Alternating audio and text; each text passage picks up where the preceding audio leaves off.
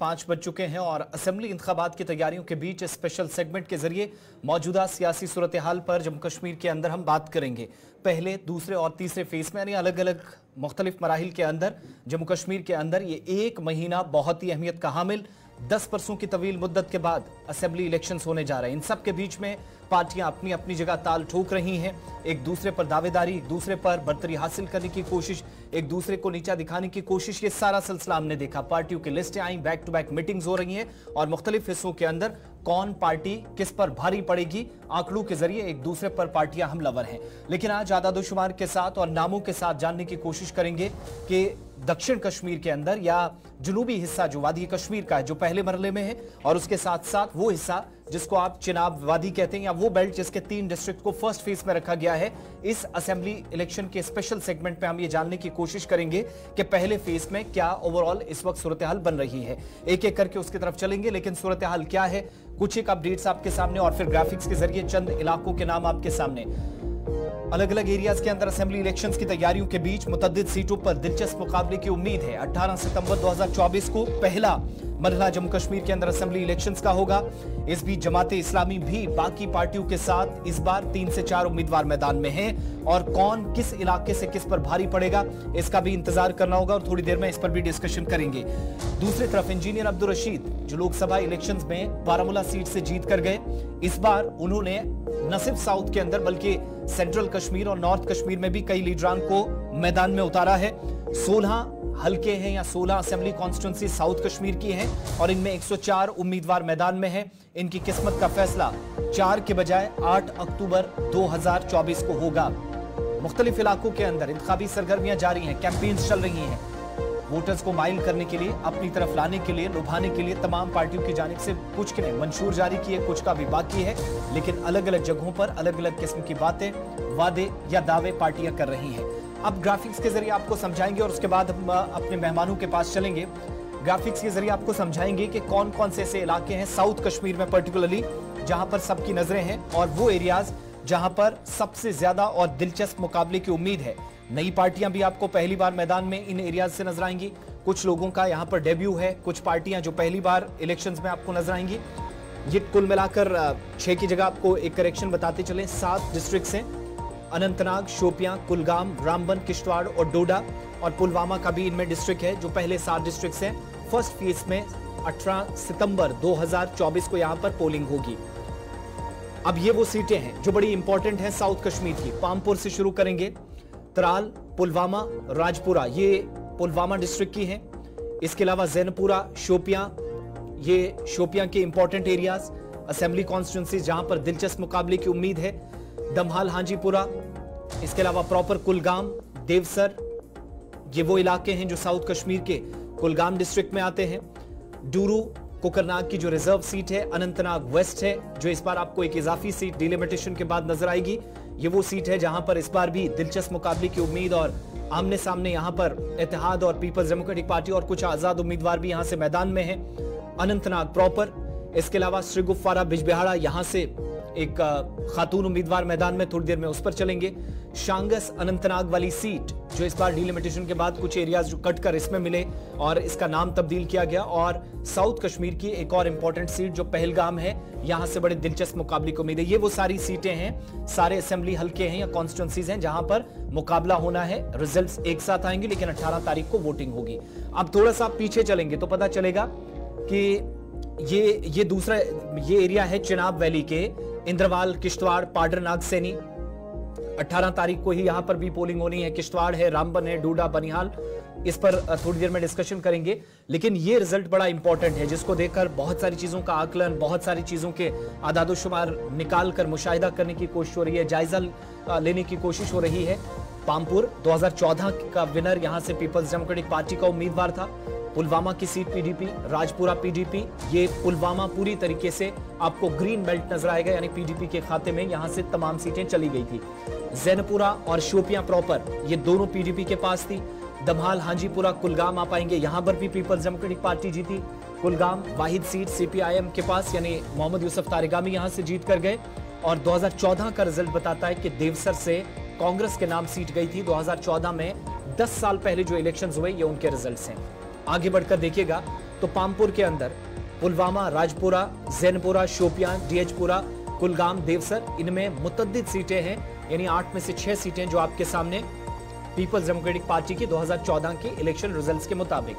इसके अलावा थोड़ा सा और आगे चलेंगे तो डूरू पीडीपी के पास था, कुकरनाग जो रिजर्व सीट है पीपल्स डेमोक्रेटिक पार्टी के पास, अनंतनाग वेस्ट जो इस बार नई सीट है, अनंतनाग प्रॉपर पीडीपी के पास रही, श्रीगुफ्फारा बिजबिहाड़ा नई सीट है जहां इल्तिजा मुफ्ती मैदान में है, दमहाल हांजीपुरा ये जो शांगस अनंतनाग वाली सीट है ईस्ट का हिस्सा इंडियन नेशनल कांग्रेस के पास थी, पहलगाम नेशनल कॉन्फ्रेंस, और ये वो सीटें हैं साउथ कश्मीर वाली। अब चिनाब वैली की तरफ आएंगे तो इन शॉर्ट आपको बता दें, इंद्रवाल जो कि कांग्रेस के पास थी, किश्तवाड़ बीजेपी, पाडर नागसैनी नई है, डोडा बीजेपी के पास, डोडा वेस्ट नई सीट है, Ramban BJP, Banihal Indian national Congress के पास, और इसके अलावा किश्तवाड़ बीजेपी यानी चिनाब वैली के अंदर बीजेपी ने मुख्तलिफ इलाकों के अंदर अच्छा प्रदर्शन किया था, कमल खिलाया था।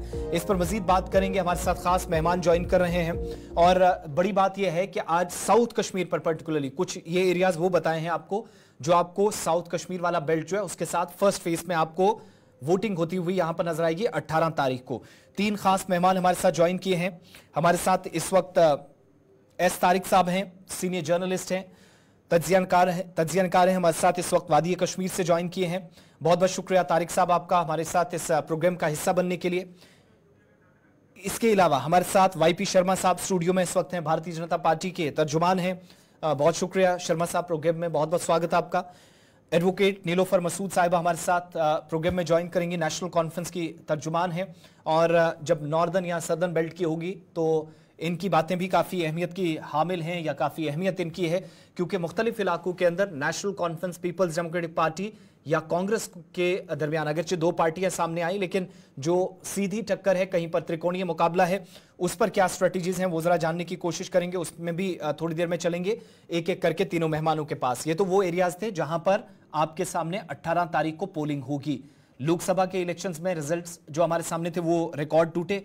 तवक्को की जा रही है, उम्मीद है कि इस बार वो तमाम पुराने रिजल्ट्स आपको या जो आदादो शुमार थे वोटिंग के हिसाब से वो थोड़े से आपको तब्दील होते हुए नजर आएंगे। मैं शुरुआत जरा नीलोफर साहिबा से करूंगा। बहुत शुक्रिया आपका, चलिए वो भी थोड़ी देर में ज्वाइन करेंगे। मैं आपके पास आता हूं। शर्मा साहब बहुत शुक्रिया। इस वक्त जो सिचुएशन ओवरऑल है, हम ये देख रहे हैं कि सदर्न बेल्ट हो, नॉर्दर्न बेल्ट हो, BJP as compared to central Kashmir या नॉर्दर्न बेल्ट जो है उससे ज्यादा साउथ कश्मीर पर आपने फोकस किया और पहली लिस्ट भी सामने आ गई। दावेदारी काफी मजबूत है, लेकिन पार्टी की क्या स्ट्रेटजी ओवरऑल है, क्या तैयारियां हैं उस गढ़ के अंदर जहां पर हमने कुछ बरस पहले या कुछ साल पहले तक देखते थे कि बीजेपी का इस एरिया में कोई नाम लेने वाला नहीं होता था, और आहिस्ता आहिस्ता पार्टी ने काम किया, लेकिन ये पहला और बड़ा इम्तिहान आपके लिए होगा। क्या तैयारी है पर्टिकुलरली साउथ के अंदर? जी, ऐसा है कि सबसे पहले बात ये है कि ये इलेक्शन जो हो रहे हैं जी अपने तरीके से बहुत इम्पोर्टेंट इलेक्शंस हैं। रीज़न उसका ये है कि we are having elections after 10 years. जो इसके पहले इलेक्शन हुए थे 2014 में हुए थे, और उसके बाद 2018 में हमारी असेंबली डिज़ाल्व हो गई, और फिर हालात जैसे बनते रहे, और आप सब ने देखा कि हालात किस तरीके से थे।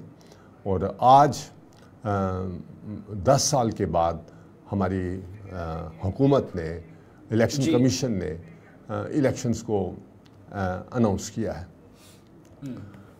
तो सबसे बड़ी बात यह है कि इन तमाम सालों में तमाम एरियाज़ में जिस ढंग से गवर्नमेंट ने हालात को संभालने की कोशिश की, उनकी ये कोशिश रही कि पॉलिटिकल हालात, जियोपॉलिटिकल हालात जो भी हैं वो जिस ढंग से भी उनको टैकल करना था, वक्त वक्त पे उसको टैकल देश ने किया। लेकिन एक चीज़ जो बड़ी ख़ास थी वो हमारे देश ने, हमारे देश की गवर्नमेंट ने एक चीज़ का, जम्मू कश्मीर में एक चीज़ डेवलपमेंट के नाम से उन्होंने पूरा ध्यान रखा कि जम्मू कश्मीर की डेवलपमेंट में कोई भी किसी वक्त कोई फ़र्क नहीं पड़ना चाहिए। आज नतीजा ये है कि अगर हम 2014 से लेके 2018 तक, जब तक ये हमारी हुकूमत रही और डिसोल्यूशन हुई, और 2014 के पहले के वक्त को अगर हम थोड़ा सा अपने मन में एक पिक्चर लाएं, और 2018 के बाद जब असेंबली डिज़ाल्व हुई, फिर 2019 में जब हमारा आर्टिकल 370 और 35A को इनफेक्टिव और उसको हटाया गया, एब्रोगेट किया गया। अगर हम ये तमाम चीज़ों को ध्यान से देखने की कोशिश करें तो हम पाएंगे कि हमारी स्टेट ने ज़बरदस्त दिन दूनी रात चुगनी तरक्की की है हर तो शोबे। उसका सिला इन इलेक्शंस में मिलेगी, तवक्को है, उम्मीद है? एब्सोल्युटली। मैं आपसे ये बात इस सवाल के मुतल्लक करना चाहूँगा कि elections ultimately they are held to evaluate कि हमारी पिछली हुकूमतें कैसी रहीं, हमारी हुकूमत ने कैसा काम किया और आने वाले वक्त में हमने किस तरह की हुकूमत को चुनना है, हमने किस तरह के कैंडिडेट्स को चुनना है। और ये अगर उसके कोई पैरामीटर्स हैं इलेक्शन के, वो है development of a particular region. हमें ये देखना है कि रीजन ने कैसे डेवलप किया है, और अगर हम इन पैरामीटर्स को अगर हम देखें तो मैं ये कहना चाहता हूँ, पुरजोर तरीके से कहना चाहता हूँ कि हमारी भारतीय जनता पार्टी, हमारी सेंट्रल गवर्नमेंट ने, हमारे आदरणीय प्रधानमंत्री, उन्होंने जम्मू कश्मीर के मुतल्लक हमेशा अपने आप को बड़ा नज़दीक रखा। और आप उनके दौरे देखिए, हमारे प्रधानमंत्री यहाँ पर कई बार कश्मीर में भी गए, जम्मू में भी आए, और हर बार यहाँ पे this area has become an area of IIMs, IITs, AIIMS और रिंग रोड्स। और आज मेरे को एक टेलीफोन आया श्रीनगर से कि शर्मा साहब आपको श्रीनगर आए हुए कितनी देर हुई है। मैंने कुछ टाइम, दो साल हो गए मैं वहाँ नहीं आ सका। तो उन्होंने कहा शर्मा साहब जो पहले था और अब आके देखिए ज़मीन आसमान का फ़र्क है। Kashmir has undergone absolute change. और उसका उदाहरण मैं इस बात से देना चाहता हूँ कि 2 crore people they have paid visit to our J&K state and they have gone to Valley। ठीक है, ये फिगर्स हमने बहुत बार सुने और बहुत बार, चाहे वो सरकार हो या आपकी पार्टी की तरफ से हो, जरूर रखे गए हैं। मैं जरा नेशनल कॉन्फ्रेंस के पास भी चलूंगा। हमारे साथ नीलूफर मसूद साहिबा हैं, thank you so much join करने के लिए। साउथ कश्मीर की पर्टिकुलरली हम बात कर रहे हैं, बड़ा हसास इलाका, मिलिटेंसी मुतासरा इलाके रहे, बहुत सारे एरियाज में माजी में मुश्किलात रहीं, लेकिन इसके बावजूद भी अलग अलग जगहों पर आप चुनावी सरगर्मियों का हिस्सा रहे। 10 सालों की तवील मुद्दत के बाद जब इलेक्शंस होने जा रहे हैं, पर्टिकुलरली नेशनल कॉन्फ्रेंस की आज के वक्त में तैयारी क्या है?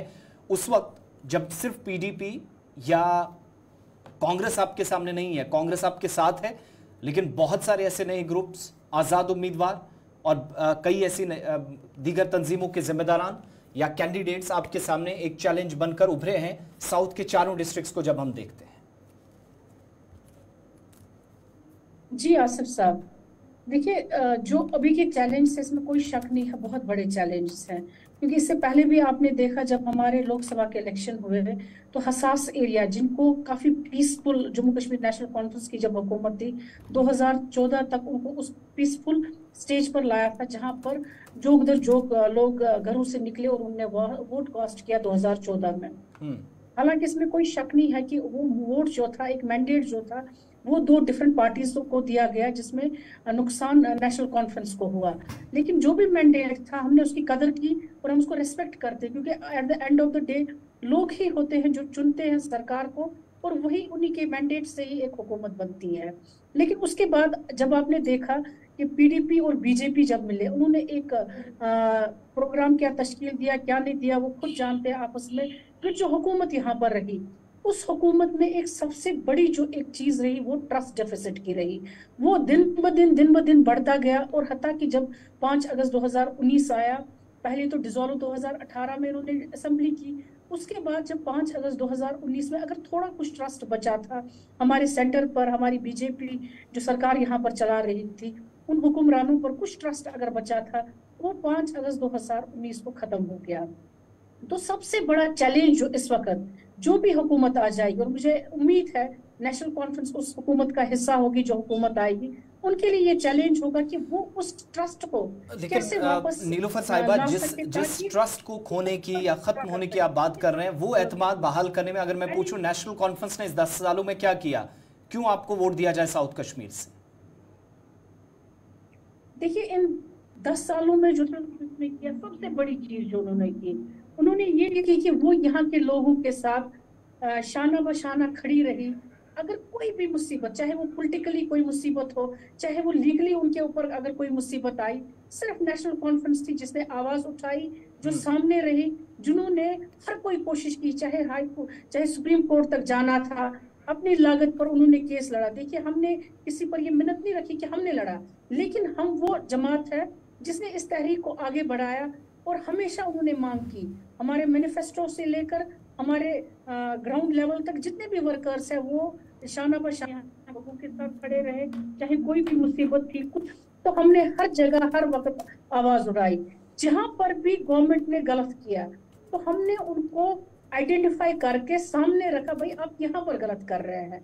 जब आपको याद होगा 2019 से पहले जो इलेक्शंस हुए लोकल बॉडीज के, उस वक्त भी सेंटर को मैसेज देने के लिए हमने बाइकआउट किए, जिस बाइकआउट को देखकर पीडीपी ने भी फिर बाइकआउट किया, ये कहकर कि शायद अगर मेन स्ट्रीम बाइकआउट करते हैं लोकल बॉडी इलेक्शन, एक मैसेज चली जाएगी सेंटर को कि नहीं, यहाँ के लोग जो है वो चाहते हैं 370 को बचाना है, वो चाहते हैं 35A यहाँ पर बचना चाहिए। लेकिन अनफॉर्चुनेटली उस कॉल को सीरियसली सेंटर ने नहीं लिया और 5 अगस्त 2019 को उन्होंने एब्रोगेट कर दिया। हर कोई, चाहे हमारा स्टेट था, वो स्टेटस उन्होंने ले लिया, हमारे स्टेट के उन्होंने 2 हिस्से किए और डिग्रेड करके, डिमोट करके इसको यूटी बना दिया, हमारा आइन वो भी खत्म कर दिया। वो सारी जो प्रिविलेजेस है वो हमें अपने कॉन्स्टिट्यूशन ने दे दी थी, और वो जदोजहद, जो पॉलिटिकल जदोजहद है, जो भी राइट हमसे छीने गए, जो भी प्रिविलेजेस हमसे छीने गए, नेशनल कॉन्फ्रेंस वो जदोजहद जारी रखेगी, और उस जदोजहद के लिए हमें कुछ भी करना पड़े। नहीं, ये तो वो बातें हुई ना मैडम जो आपके मंशूर में भी है, पीडीपी ने भी लगभग यही बातें की, सेम लाइन को टच किया। मेरा सिंपल सा और सीधा सा सवाल था, यहाँ पर बीजेपी की तर्जमान भी है, वो भी आपके सवालों का जवाब देंगी कि 10 सालों में ऐसा क्या हुआ कि आज आप वोटर के पास जाएं साउथ कश्मीर के अंदर, वो आपकी बात पे लब्बैक कहे कि मैं आपके साथ खड़ा हूं। देखिए, इन 10 सालों में, जैसे मैंने आपको अभी थोड़ा सा एक्सप्लेन करके क्या हुआ क्या नहीं हुआ, जिसके शिकार नेशनल कॉन्फ्रेंस की पार्टी भी बनी, पीएसए भी लगा लिया गया, हर कोई चीज यहाँ के सेपरेटिस्ट को और मेन स्ट्रीम को एक पेज पर खड़ा कर दिया गया। मुझे उन चीजों के बारे में बोलने की जरूरत है क्योंकि सब जानती है उन मेन स्ट्रीम्स को किन मुश्किल हालातों में रखा गया। जो हाल ही के इलेक्शन थे, खास खुसूसन नेशनल कॉन्फ्रेंस के खिलाफ, एक उन्होंने महाज खोल दिया जिसमें सारी पार्टीज को इकट्ठे लाकर नेशनल कॉन्फ्रेंस को हराने की कोशिश की गई। लेकिन यहाँ के लोग आज समझदार है, वो समझते हैं, वो जानते हैं, उन्होंने पीडीपी का दौर भी देखा है, उन्होंने बीजेपी का दौर भी देखा है, उन्होंने नेशनल कॉन्फ्रेंस का दौर भी देखा है और कांग्रेस का दौर भी देखा है। उन दौरों को मिलाकर उनको वो आज जज कर सकते हैं कि वो कौन सा दौर था जिसमें एक फ्रेंडली एटमॉस्फेयर रहा, लोगों के साथ राब्ता रहा, उनकी मुश्किलातों को हल किया गया। तो उन चीजों को मद्देनजर रखते हुए मुझे लगता है जो हाल ही के इलेक्शन हुए लोकसभा की, वही वजह है नेशनल कॉन्फ्रेंस की ज्यादा सीटों पर अक्सरियत रही, और उम्मीद करते हैं जिन मतलब पिछले जो रिजल्ट्स हैं आप उस भरोसे हैं, एक जवाब जरा आपका भी जरूरी बन जाता है। क्या आप लोकसभा के इलेक्शंस के रिजल्ट्स की तरफ जाएं तो साउथ कश्मीर से भी मैक्सिमम एरिया से नेशनल कॉन्फ्रेंस जीती, पीडीपी का कम वोट था, आपका तो उम्मीदवार नहीं था, लेकिन जिस पार्टी को आप सपोर्ट कर रहे थे वो भी कहीं नामो निशान ज्यादा नजर नहीं आया। फिर भी कुछ एक एरियाज हमारे पास गिने चुने हैं जहां से अच्छी खबरें थी। बहरहाल किसको सपोर्ट किया वो दूसरी बात, लेकिन क्या लोकसभा के इलेक्शंस के बाद भी एक धचका, पर्टिकुलरली साउथ में जब आपका कोई उम्मीदवार नहीं था, इस बार क्या आप एक्सपेक्ट कर रहे हैं? देखिए, ऐसा है कि तमाम ये पूरी इलेक्शन एक्सरसाइज जम्मू कश्मीर में ऐसा था कि बीजेपी की कश्मीर में प्रेजेंस नहीं थी, और हमने हमारी एक सोच है, एक हमारा एजेंडा है, पूरी देश ने उस एजेंडे को पिछले 10 साल से देखा कि हम देश में एक ऐसे वातावरण को कायम करना चाहते हैं जिस तरीके के वातावरण को हमने 70 साल या 65 साल देखा, उस वातावरण में। वो तो दूसरी बात है ना, या ये 2-3 महीनों में ये जो आप कह रहे हैं, हमें एहसास है कि हमारी वहाँ मौजूदगी नहीं थी, 3-4 महीनों के अंदर ऐसा क्या हो कि आप हर जगह वोट मांगने के लिए जाएं, पर्टिकुलरली साउथ, नॉर्थ और सेंट्रल कश्मीर? हम पिछले 10 साल से हमारी पूरी कोशिश है कि हमारी सोच जो है वो कश्मीर के लोगों को पता चले। इस वक्त हमारी वहाँ पे बिल्कुल मौजूदगी है, वहाँ पे हम कैंडिडेट्स अपने खड़े कर रहे हैं। बेशक पीडीपी और नेशनल कॉन्फ्रेंस कह रही हैं, आपके सामने कह रहे हैं कि उसको कोई एक्सेप्ट नहीं कर रहा है। पॉइंट ये है कि हमने अपनी मौजूदगी को वहाँ पे बनाया, अपनी मेहनत की, लोगों को अपने साथ जोड़ा, लोगों को हमने इस बात से आगाह किया कि किस वक्त तक इस तरह के हालात से आप जूझते रहोगे। कश्मीर पिछले 30-35 साल में ऐसा कहा जाए 15 साल तो बहुत ही ज़्यादा डिस्टर्ब रहा, फिर 15 साल से उसमें डिस्टर्बेंस रही, हमारे वहाँ से एक ज़बरदस्त प्लाइंग हुआ, एक कम्युनिटी वहाँ से पूरी की पूरी शिफ्ट हो गई। आप इन तमाम बातों को कैसे लाइटली ले सकते हैं? हमारे देश के लिए ये बहुत एक सोच वाली बात है कि हमारा कश्मीर में ऐसे हालात बने, एक पूरी कौम ने वहाँ से प्लान किया, वहाँ पे कई तरह की ऐसी बातें हुई हैं। आजकल अगर आप उसके ऊपर कई कुछ लिखा जा चुका है, कई अखबारों में आप रोज़ पढ़ते होंगे कि एक कौम के साथ। मैं कुल मिला के बात ये कहना चाहता हूँ कि उन पूरे हालात के ऊपर निगाह को रखते हुए हमारे देश ने ये सोचा कि हम इन लोगों के बीच जाएं और लोगों को समझाएं कि आप किस तरह की बात को करके इस तरह की हालात को पैदा किया है। आज हालात ऐसे बने। मैं दोबारा आपके पास आऊंगा। तारिक साहब भी हमारे साथ हैं, सीनियर सहाफ़ी हैं, ग्राउंड पर काम करते हैं, सूरत हाल को बहुत करीब से देखते हैं। तारिक साहब, साउथ कश्मीर 219 उम्मीदवार मैदान में है, 100+ सिर्फ साउथ के अंदर हैं, 16 असेंबली हलकों में। ख़वातीन की भी तादाद बहुत कम, जो ना के बराबर हमें नज़र आती है, वो एक अलग मौजू है। लेकिन मुख्तलिफ हिस्सों के अंदर जहां ये कहा जा रहा है कि टक्कर ज़बरदस्त है, दिलचस्प मुकाबला होगा, एक जमात वाला फैक्टर भी है, आज़ाद उम्मीदवार भी काफ़ी मजबूत अलग अलग जगहों पर, कुछ पार्टियां छोड़कर अलग गए, उस पॉइंट पे मैं बाद में आऊंगा। लेकिन ओवरऑल चारों डिस्ट्रिक्ट्स के अंदर जो हलचल है या जो आवाम के बीच में आप जाते हैं, नब्ज़ से क्या महसूस कर पा रहे हैं? सही बात है कि इस जो आज के असेंबली जो इंतखाबात चल रहे हैं जी, इस हवाले से मैं आपको बताऊं कि आज टोटली बिल्कुल डिफरेंट है बाकी इलेक्शनों की तरह। जैसे कि हमने आज बहुत अरसे के बाद 2014 के बाद इलेक्शन शुरू हो गया है। ये एक सेगमेंट है इसमें कि ये एक डिफरेंट चीज है, एक नया चीज है, नया तजुर्बा है। और साथ ही जो डिलिमिटेशन की बात आई है, तो ये जो हिस्सा बांटी हो गई है, तो ये भी एक नई तजुर्बा है, इस नया तजुर्बा है इसमें। तीसरी बात है कि जो आजकल सबसे ज्यादा मेरी नजर में जितने भी इलेक्शन यहाँ हुए, सबसे ज्यादा जो वफादारियां बदली गई है, जो वफादारियां ज्यादा चेंज हो गई है, लोगों ने दल बदलू का सहारा लिया है, ये भी पहली बार देखने को मिल रहा है। इसके बावजूद लोगों की जो जिस तरह पार्लियामेंट में जो वलवला हमने लोगों में देखा था, गहमा गहमी देखी थी इलेक्शन से पहले, अभी साउथ कश्मीर में वो गहमा गहमी ज्यादा नहीं दिखती है। सिर्फ जो सियासी जमातें अभी खुद अपने वर्करों के साथ या अपने गाड़ियों के साथ जो अभी म्यूजिक वगैरह सिस्टम लगा के नारे और अपने गीत गाने बजा रहे हैं, तो इससे लगता है कि इलेक्शन शुरू हो गया है। लेकिन नॉर्मल लोग, जो आम लोग हैं, जो इलेक्शन में हिस्सा लेने जा रहे हैं, उनका ये मामला है अभी कि वो अभी गहमा गहमी में नहीं है। इसकी एक बड़ी वजह है कि लोग थोड़े से इसमें धीमे पड़ गए, इसलिए कि जो पार्टियां बदलने का जो रुझान यहाँ जो सिलसिला जारी रहा, इससे थोड़ा सा डिसइंटरेस्ट हो गए लोग। लेकिन उसके बावजूद 1-2 दिन में ये गहमा गहमी बढ़ रही है। ये 1-2 दिनों में ये गहमा गहमी अपने उरूज पे आएगी और लोग बाज़ाब्ता पार्टिसिपेट करने जा रहे हैं।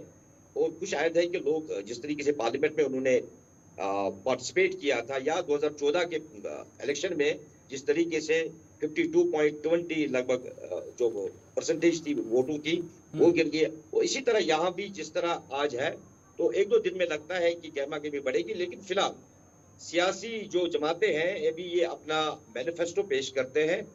मैं आपको ये चीज बता दूं कि जो बड़ी बातें होती है, बड़ी सियासत की बड़ी बातें होती है, ये दूसरे नंबर पे आती है। लेकिन सबसे पहले जो जिन राय दहिंदगाओं को लोग ये तंजीमें लुभाना चाहती है या अपनी तरफ खींचना चाहती है, इसके लिए उनका जो लोकल मैनिफेस्टो होता है वो सबसे ज्यादा कारीगर होता है। सबसे ज्यादा उसमें असर देखा जाता है कि इन लोगों के पास, एक MLA के पास उसके डोमेन में कितना आता है, उसकी तरक्की की राहें कितनी वो खोल सकता है, वो अपने डोमेन के मुताबिक, अपने हुदूद के मुताबिक किन चीजों का इदराक कर सकता है, अपने अपने शहरों में किस तरह कर सकते हैं। तो मेरा मानना है कि इसी बुनियाद पे यहाँ वोट डाला जाएगा। इसी बुनियाद पे लोग ये तस्वीर करेंगे कि किसको वोट डालना है, किसको नहीं डालना है, जिसमें सबसे बड़ी बात है एजुकेशन, हेल्थ और डेवलपमेंट। ये 3 चीजें। उसके बाद जो सियासी बातें रह गई है, एनसी की अपनी बातें हैं, पीडीपी की अपनी बातें हैं, बीजेपी की अपनी बातें हैं, अपनी पार्टी की अपनी बातें हैं, बल्कि सब मिला के सब जमातों की अपनी अपनी बातें हैं। जो सियासी बातें हैं उस पे आम लोगों का ध्यान नहीं है इस वक्त। उनका सबसे जो पीआरटी का मामला है, मैं इस पर नीलोफर साहिबा से भी एक कमेंट लूंगा, लेकिन एक चीज मैं जरा और आपसे जानना चाहूं। मैंने जमात और इंजीनियर रशीद वाला फैक्टर, फिर आजाद उम्मीदवार, मैंडेट पॉलिटिक्स में बहुत सारे लोग पार्टियों से 20-20, 30-30 वर्षों के बाद अलग हो गए जब उनको टिकट्स नहीं मिले। इसमें सारी पार्टियों ने तकरीबन बराबरी, जब नुकसान की बात हो रही है तो शायद एक जैसा लेवल है। इसको आप कैसे देख रहे हैं? क्या ये जो कहा जा रहा है या आकलन हम कर पा रहे हैं कुछ चीजों की 16 नशिस्तों पर 100 से ज्यादा उम्मीदवार हैं, अलायंस वर्सेस पीडीपी, या तमाम अब आप त्रिकोणीय मुकाबला भी नहीं है बल्कि 4-4 लोग एक एक जगह सामने आ गए हैं? ये किस तरीके से असरअंदाज होने वाला है इन इंतखाबात पर पर्टिकुलरली?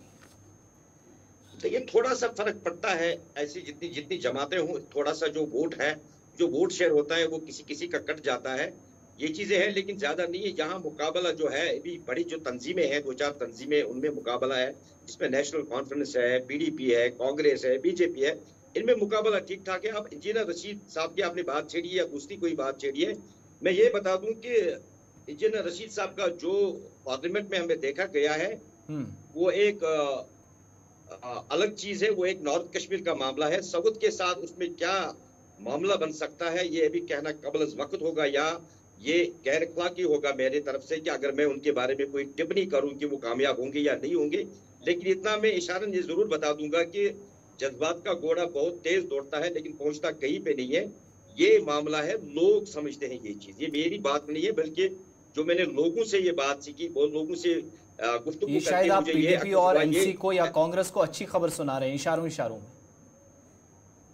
जी, मैं लोगों की बात कह रहा हूँ, क्योंकि मेरी पर्टिकुलर मेरी कोई बात नहीं होती है किसी तंजीम के बारे में।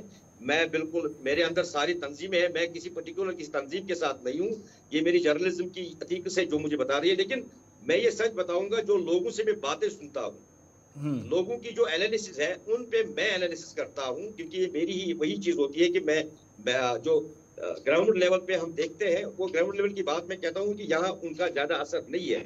असर अगर है तो यहाँ national conference, PDP, Congress, NC, ये ठीक है। जिन पार्टियों का आपने नाम लिया, नेशनल कॉन्फ्रेंस भी इनमें है।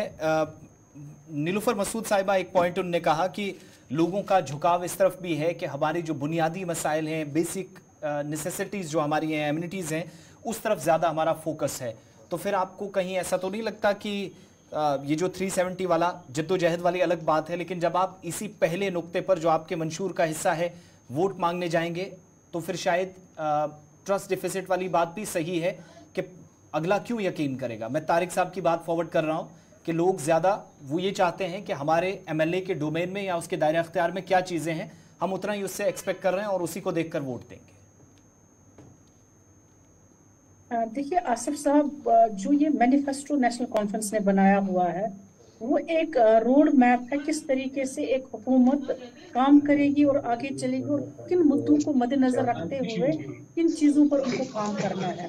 वो 5 साल का एक प्लान है, इसमें कोई शक नहीं है। उसमें हमने रेस्टोरेशन ऑफ स्टेटहुड, चाहे उसमें पॉलिटिकल जद्दोजहद जो हमें करनी है 370 को वापस लाने के लिए, मैंने इससे भी पहले भी कहा और अब भी मैं कहती हूँ, 70 साल से ज्यादा जो है अरसा बीजेपी को लगा यहाँ से 370 हटाने में। ये एक पॉलिटिकल जद्दोजहद है, ये तब तक जारी रहेगी और जारियाना तारीख से जारी रहेगी जब तक कि वो हमें 370 वापस नहीं आता है। हम उम्मीद करते हैं नेशनल कांग्रेस जो है कल को ये हुकूमत में जब आएगी तो ये इन चीजों पर भी गौर करेगी, क्योंकि अलायंस भी उस बेसिस पर बना हुआ है हमारा उसके साथ। अब रहे स्टेटहुड की बात, उसमें माननीय मुख्य प्रधानमंत्री जो है उन्होंने ऑलरेडी फ्लोर पर कहा हुआ है पार्लियामेंट के कि जब भी इलेक्शंस हो जाते हैं जम्मू कश्मीर में, उसके बाद जो है स्टेटहुड रेस्टोर की जाएगी। लेकिन जिस कांग्रेस की आप बात कर रहे हैं वो तो खुलकर सामने आई ही नहीं, 370 पर कोई बात ही नहीं करते। आज दोपहर में हमारे डिबेट में उनके तर्जुमान बता रहे थे कि 11 दिसंबर को हमने एक बात कर दी और उससे पहले CWC की मीटिंग में भी हमने क्लियर कर दिया है, तो फिर इस पर बार बार सवाल क्यों पूछा जाना? उनका तो मन ही नहीं है। आप क्यों फिर ये उम्मीद करके बैठे हैं कि हमारा अलायंस पार्टनर हमारे साथ हमारी मदद करेगा? बिल्कुल हमें उम्मीद है, क्योंकि जब हमारा मैनिफेस्टो है, हमारे मैनिफेस्टो को देखकर ही अलायंस हो गई है। तो वो अलायंस जो हो गई है, उन मुद्दों पर, किन मुद्दों पर हमें आगे चलना है, उसमें एक कॉमन मिनिमम प्रोग्राम भी आएगा, जो सब लोगों के सामने आ जाएगा कि हमें किन मुद्दों को लेकर आगे चलना है। हर किसी का मैनिफेस्टो मैं समझती हूँ कि एक जैसा नहीं हो सकता पार्टी का, लेकिन जो बेसिक मुद्दे हैं वो हर किसी के एक जैसे हैं। जिसमें आप डेवलपमेंट की बात कर रहे हैं, आपने अगर देखा होगा 2014 से लेकर अभी तक कागजों में हर कोई डेवलपमेंट है, कागजों के घोड़े बहुत यहाँ दौड़ाए गए, लेकिन जब जमीनी सतह पर देखा गया, तंग करने की कोशिश की गई जमीन जो है यहाँ की मेन स्ट्रीम पार्टीज की। और जो हाल ही के इलेक्शन हुए उसमें बीजेपी की ही जमीन जो थी वो तंग हो गई, क्योंकि उनके पास एक कैंडिडेट भी नहीं था कि वो यहाँ पर फ्लोट करते या हमारे सामने लाते जो इलेक्शन लड़ता। ये इनका हाल है, मैं उसमें जाना नहीं चाहती हूँ, लेकिन शर्मा साहब रिस्पॉन्ड कर रहे हैं, मेरे पास वक्त कम है। शर्मा साहब से कमेंट। तो वो विकास तो कहीं नहीं रहा, क्योंकि सबको उन्होंने साथ चलाया नहीं। जी अर्शीद साहब, ऐसा है कि मैं पहले भी अपनी बातचीत में मैंने अर्ज़ किया है कि इलेक्शन एक ऐसा माहौल है जिसमें एक सोच जो बड़ी हॉलिस्टिकली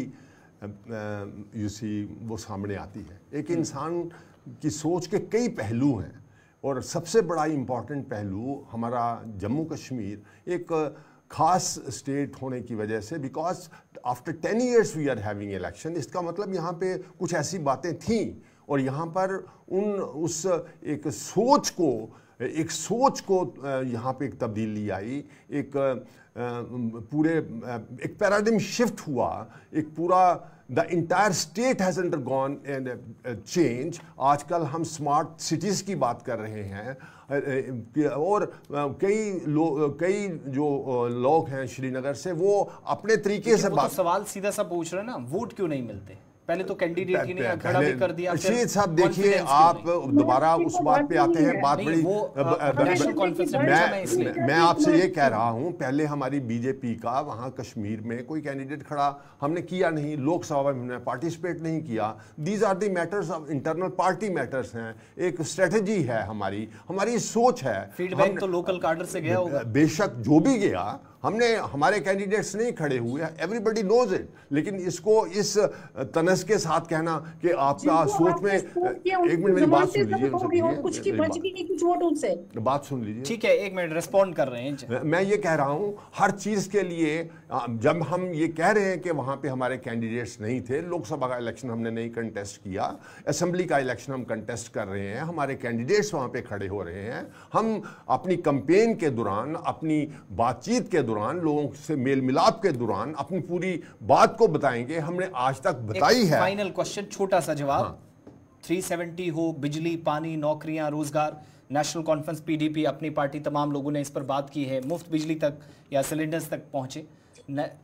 पीपल्स डेमोक्रेटिक पार्टी या फिर नेशनल कॉन्फ्रेंस के बाद आपको इतना वक्त क्यों लग रहा है पर्टिकुलरली मंशूर सामने लाने में?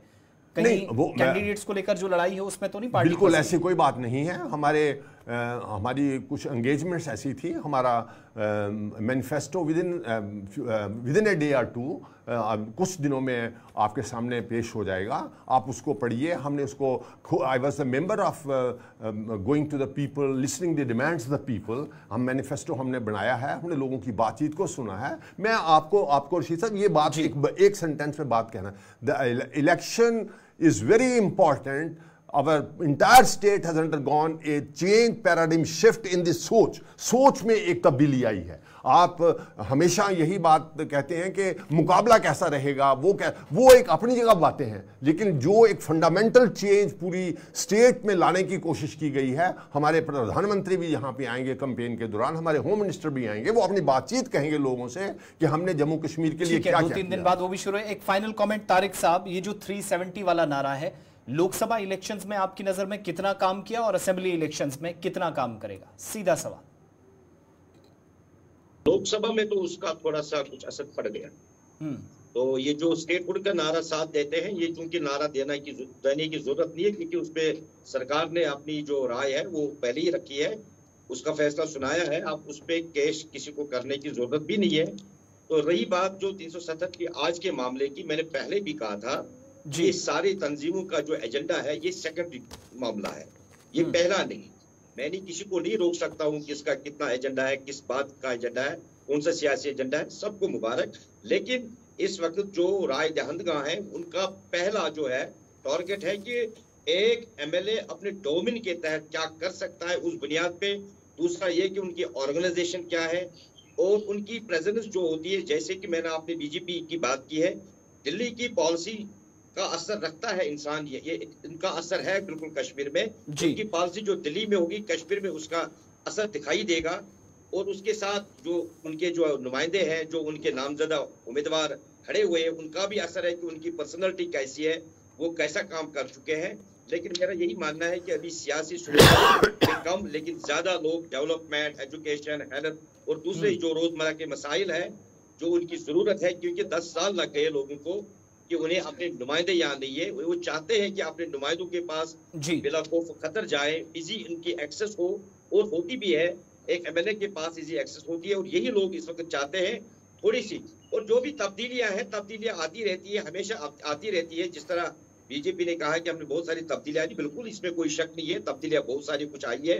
आज हुर्रियत वाले, जमात इस्लामी वाले भी इलेक्शन लड़ रहे हैं, ये एक अच्छी मसबत कदम है। साथ ही कि हम इस चीज को तब्दीली की वजह से हम ये कहेंगे कि हम वोट ले सकते हैं या नहीं ले सकते, ये कहना कुछ कबल वक्त होगा कि इस बात पे ले सकते या नहीं ले सकते। ये 18 तारीख को ही जो पहले फेज का जो वोट डाले जाएंगे, तब तक इंतजार करना होगा। तारिक साहब, इसके अलावा नीलोफर मसूद साहिबा और वाईपी शर्मा साहब, बहुत बहुत शुक्रिया इस प्रोग्राम में हमारे साथ जुड़ने के लिए। और जम्मू कश्मीर के अंदर जब असेंबली इलेक्शंस हो रहे हैं, जब पहले फेज की तरफ हम जा रहे हैं, पॉलिटिकल पार्टियों ने साथ साथ और भी लिस्टें जारी करना शुरू कर दी, यानी सेकंड और थर्ड फेज के लिए तैयारियां शुरू हो गई हैं। फर्स्ट के लिए ऑलमोस्ट कंप्लीट है, सिर्फ बीजेपी, कांग्रेस और कुछ एक छोटे ग्रुप्स हैं, उनका मंशूर आना या उनका जो मैनिफेस्टो है वो घोषणा पत्र आना बाकी है। उसमें भी बहुत सारी चीज़ें देखने वाली बात होगी। जो अभी तारिक साहब कह रहे थे कि अवाम जो चाह रही है, क्या अवाम के उमंगों को, एहसासात को, जज्बात को मद्देनजर रखते हुए ये चीज़ें सामने आएंगी या नहीं, इस पर भी सवालात ज़रूर पूछे जाने चाहिए। इस सिलसिले को हम कंटिन्यू ज़रूर कल करेंगे। आज के प्रोग्राम में बस इतना ही। वक्त छोटे से ब्रेक का है, ब्रेक के उस पार एक और ख़ास प्रोग्राम।